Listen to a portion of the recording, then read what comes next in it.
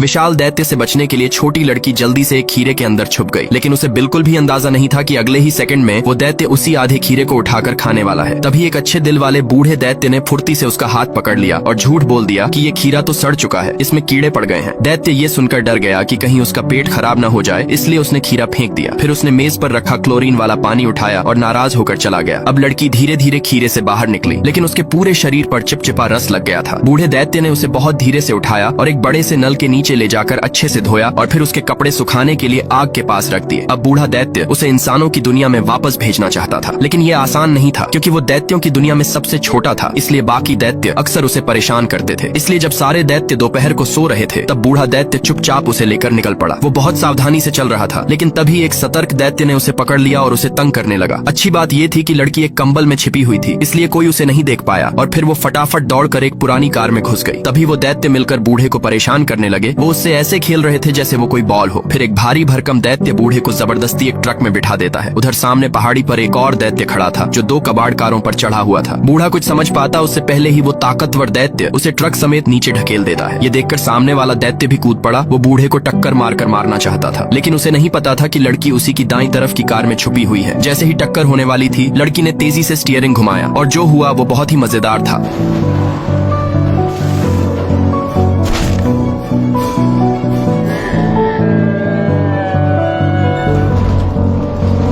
पर वो बूढ़ा एकदम सही सलामत बच गया। ये देखकर सारे दैत्य निराश हो गए और फिर से बूढ़े को सताने के लिए उसके कान खींचने लगे। तभी अचानक साफ आसमान में जोर की बारिश शुरू हो गई और क्योंकि दैत्य देश बहुत ऊंचाई पर था, वहाँ बारिश के साथ बिजली गिरने का भी खतरा होता है, इसलिए डर के मारे सारे दैत्य इधर उधर भागने लगे और बूढ़े को छोड़ दिया। बूढ़े दैत्य ने लड़की को फिर से उठाया, अपना चश्मा पहना और उसे इंसानों की दुनिया में लौटाने के लिए निकल पड़ा। एक विशाल दैत्य का पैर इस लड़के को कुचलने ही वाला था, इसलिए वो जल्दी से बाहर निकलता है और उसके गंदे नाखूनों को पकड़कर माफी मांगना शुरू कर देता है। लेकिन वो दैत्य फिर से बिना कुछ सुने ही सीधे अपनी बदबूदार फटी अड़ी उठाकर उसे कुचलने की कोशिश करता है। लेकिन लड़का फिर से रेंगते हुए बाहर निकल आया और अब उसे समझ आ गया था कि ये दैत्य उसे मार कर ही मानेगा। तभी उसके दिमाग में एक चालाकी आई। उसने तुरंत कहा कि वो मरने से पहले एक बार दैत्य को अपने शरीर का आकार बदलते हुए देखना चाहता है। हैरानी की बात यह थी कि सीधा साधा दैत्य उसकी इस बात पर सच में विश्वास कर बैठा और बिना सोचे समझे अपने शरीर को छोटा करके बोतल के अंदर चला गया। लड़के ने मौका देखते ही फौरन दौड़कर उस बोतल के ढक्कन को बंद कर दिया जिसमें से दैत्य बाहर निकला था। अब दैत्य को समझ आया कि वो लड़के की चाल में फंस चुका है। उसे याद आया कि वो इस बोतल में पिछले 5000 साल से अंधेरे में कैद था, तो डर के मारे उसने लड़के से गिड़गिड़ाकर माफी मांगी और वादा किया कि अगर वो उसे बाहर निकाल दे तो वो उसके 3 इच्छाएं पूरी करेगा। दैत्य की बातों में उसे सच्चाई दिखी तो लड़के ने दया दिखाकर उसे फिर से आजाद कर दिया। जैसे ही दैत्य बाहर आया, उसने लड़के को जीवन दान के लिए शुक्रिया कहा। फिर बोला, अब बोल तेरी पहली इच्छा क्या है? लड़के ने थोड़ा सोचा और फिर बोला, मैंने काफी दिनों से खाना नहीं खाया, मुझे गर्मागर्म खाना दे दे। इच्छा सुनते ही दैत्य ने एक झटके में उसकी इच्छा को पूरा कर दिया और एक दमदार खुशबू वाली सॉसेज हाथ में प्रकट हो गई। हफ्तों से भूखा लड़का खाना देखते ही टूट पड़ा। पेट भरने के बाद उसने बिना सोचे समझे अपनी दूसरी इच्छा भी रख दी। लेकिन वो क्या थी जानने के लिए सब्सक्राइब कर लो।